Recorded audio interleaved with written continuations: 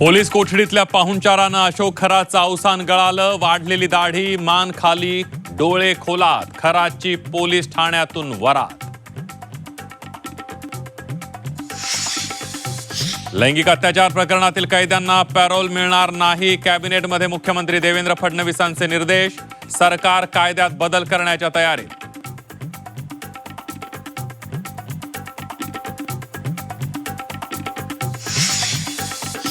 नसरापूरची घटना भयानक आणि चीड आणणारी. नराधमाला हाल हाल करून संपवलं पाहिजे. मनसे अध्यक्ष राज ठाकरेंची संतप्त प्रतिक्रिया.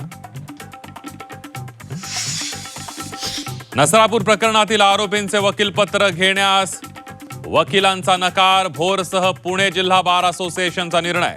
आरोपीला कायदेशीर मदत मिळण्यास अडचणी निर्माण होण्याची शक्यता. नाशिक कंपनी धर्मांतर लैंगिक शोषण प्रकरणी 4 आरोपींना 14 दिवसांची न्यायालयीन कोठडी. नाशिक सत्र न्यायालयानं सुनावली कोठडी. उपमुख्यमंत्री एकनाथ शिंदे भाकरी फिरवणार. दिवाळीच्या आधी मंत्रिमंडळात मोठे फेरबदल होण्याची शक्यता. नव्या चेहऱ्यांना संधी दिली जाणार, सूत्रांची माहिती. राष्ट्रवादी शरद पवारांच्या नेत्यांकडून भाजपचं अभिनंदन.